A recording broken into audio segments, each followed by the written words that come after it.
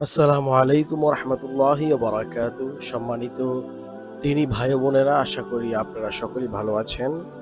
আজকে আপনাদের জন্য আপনাদের সামনে একটি গুরুত্বপূর্ণ হাদিস নিয়ে হাজির হয়েছি। আপনারা দেখতে পাচ্ছেন যে এখানে একটি আমি ইমেজ ওপেন করে রেখেছি। এখানে আপনারা হয়তো দেখতে পাচ্ছেন, লেখা আছে যে বদ নজর থেকে বাঁচতে মহানবী সাল্লাল্লাহু আলাইহি ওয়াসাল্লাম যে আমল করতে বলেছেন।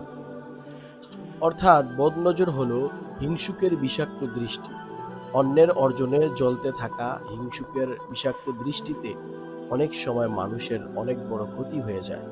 এই জন্য মহানবী সাল্লাল্লাহু আলাইহি ওয়াসাল্লাম তার উম্মতদের বদনজর সম্পর্কে সতর্ক করেছেন। হযরত আবু হুরায়রা রাদিয়াল্লাহু তাআলা আনহু থেকে বর্ণিত যে রাসূলুল্লাহ সাল্লাল্লাহু আলাইহি ওয়াসাল্লাম বলেছেন, বদনজর লাগা একটি সত্য ব্যাপার। তাহলে চলুন আমরা এই হাদিসটি একটু ব্যাখ্যা করে শুনি।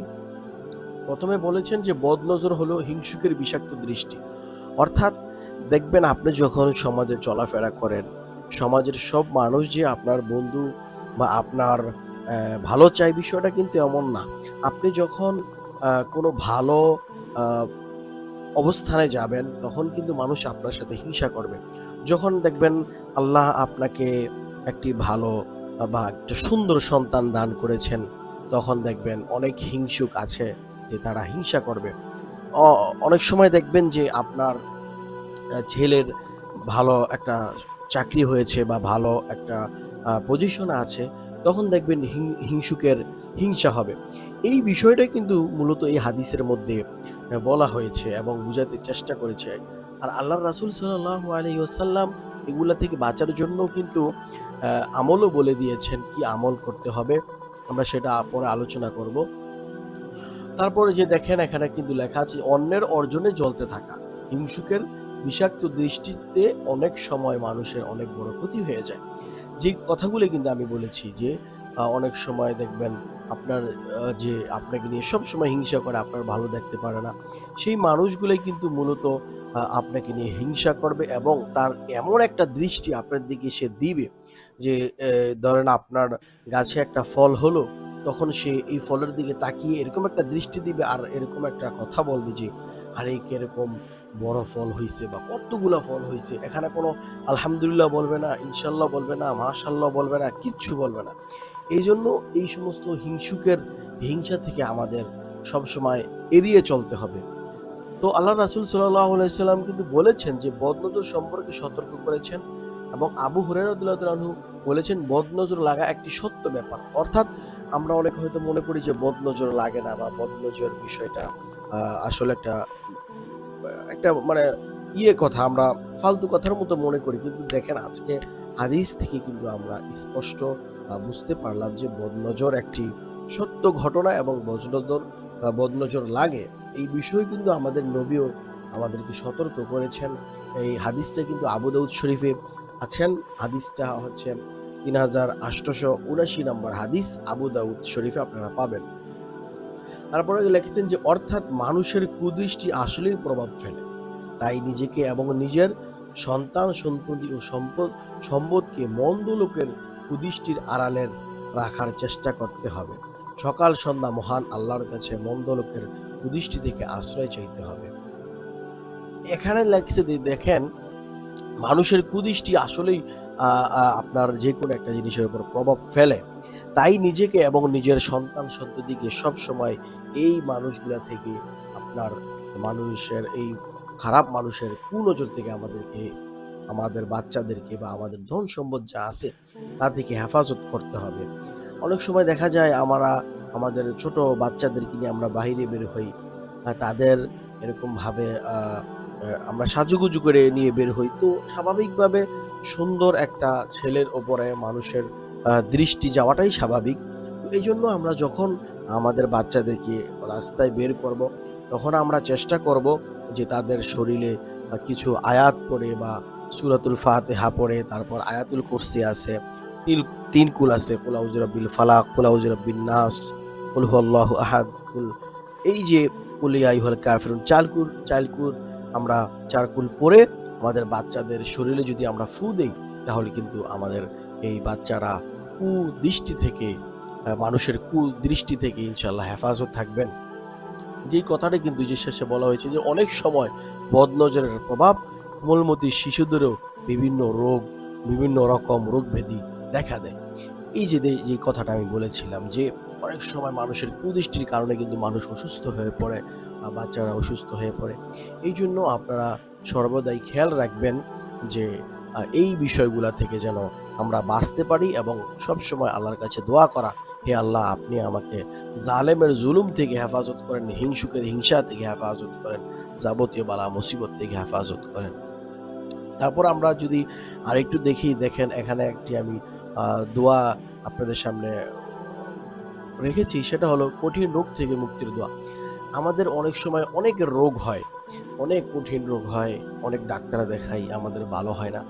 একটা বিষয় কি ভাই জানেন, আমরা জানি যে সবচাইতে বড় ডাক্তারের ডাক্তার, সবচাইতে বড় কবিরাজের কবিরাজ আমার আল্লাহ।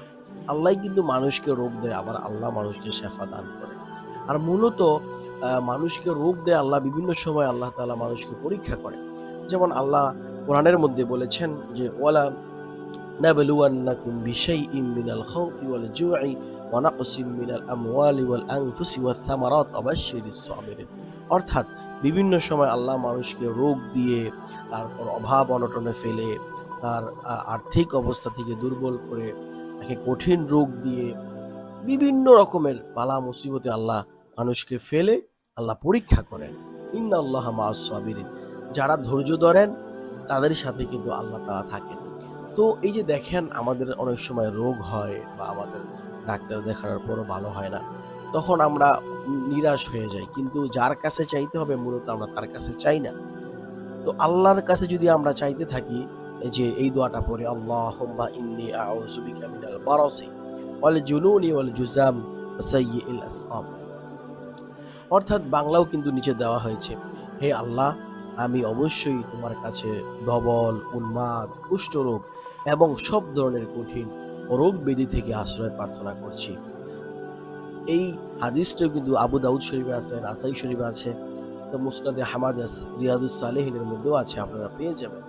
তো এই জন্য ভাই আমাদের যখন রোগ ব্যাধি হবে, অনেক ওষুধ খাওয়ার পরে যখন আমরা আরোগ্য লাভ করবো না, তখন আমরা এই দোয়ার আমলগুলো ৫ ওয়াক্ত নামাজের পরপরই পড়তে পারি। তারপর যদি আমি আপনাদেরকে আরেকটি দোয়া দেখাই, যে দেখেন যেই বিষয়টা এবং যেই জিনিসটা আমাদের মধ্যে সবচাইতে বেশি প্রভাব ফেলে, সেটা হলো অভাব অনটন। অর্থাৎ আমরা মানুষ অনেক অভাবের মধ্যে থাকি। এই যে এখনকার যেই যুগ, যে বেশিরভাগ মানুষই অভাব অনটনের মধ্যে আছে। দ্রব্যমূল্যের যেই দাম, তারপর মানুষের আপনার ইনকাম অনুযায়ী মানুষের কিন্তু চাহিদা মেটানো যায় না। সেই ক্ষেত্রে আমরা কিছু আমল করতে পারি। যদি আমরা আমল করি, সেই আমল করলে দেখা গেছে আল্লাহ তাআলা গায়বীভাবে আমাদেরকে আ এরকম রিজিকের ব্যবস্থা করে দিতে পারেন। আমরা যদি একটু দোয়াটা পড়ি যে আল্লাহুম্মা ইন্নী আসআলুকা হুদা ওয়াত তুকা ওয়াল আফা ওয়াল গিনা। এই নিচে কিন্তু দেওয়া আছে, আপনারা দেখছেন বাংলা দেওয়া আছে। অর্থাৎ হে আল্লাহ আমি আপনার কাছ থেকে হেদায়াত, তাকওয়া ও পবিত্রতা, সচ্ছলতা কামনা করছি। সচ্ছলতার কথা কিন্তু এখানে বলা হয়েছে। হিদায়াত, তাকওয়া, পবিত্রতা এবং সচ্ছলতা কামনা করছি। অর্থাৎ আমরা যদি এই দোয়াটা নিয়মিত নামাজের পরে আল্লাহর কাছে দোয়া করি, তাহলে দেখবেন একসময় আল্লাহ তাআলা আপনাকে আমাকে গায়বীভাবে কোথায় থেকে রিজিক দিতেছেন আমি কল্পনাও করতে পারবো না। এইজন্য ভাই আমরা চেষ্টা করব সবসময় আমাদের রিজিকের উপর বা কাজের উপর, চাকরির উপর নির্ভর না করে আমরা আল্লাহর উপর নির্ভর যদি করি, তাওয়াক্কুল করি, তাহলে দেখবেন আল্লাহ আমাদের যাবতীয় বালা মুসিবত থেকে হেফাজত করেছেন। যাবতীয় রোগ, যাবতীয় কঠিন রোগ থেকে আল্লাহ আমাদের হেফাজত করেছেন, দুশমনের দুশমনি থেকে হেফাজত করেছেন। অনেক মানুষ বলে যে হুজুর এই যে এতটা বছর ধরে হ্যাঁ মানুষ আমার পিছনে লেগে আছে, একটার পর একটা সমস্যা দেখাই দিচ্ছে, কিন্তু ভাই এই যে কিছু সমস্যা আছে, যে এই সমস্যার পিছনে যদি আপনি কোটি কোটি টাকাও খরচ করেন সমাধান হবে না। সেই সমাধানের রাস্তা হলো দোয়া, আল্লাহর কাছ থেকে চেয়ে সেই সমস্যাগুলো সমাধান করতে হবে। তাহলে আমরা হয়তো সব ধরনের সমস্যা থেকে মুক্তি পাবো। আল্লাহ আমাদের সকলকে এই আমলগুলো করার তৌফিক দান করুন, আমিন। যদি আপনাদের এরকম ভিডিও আরো পেতে চান, তাহলে অবশ্যই কমেন্ট করে জানাবেন এবং আপনারা আমার চ্যানেলটিকে অবশ্যই সাবস্ক্রাইব করে রাখবেন। সেই পর্যন্ত আপনারা সকলেই ভালো থাকবেন, সুস্থ থাকবেন। আসসালামু আলাইকুম।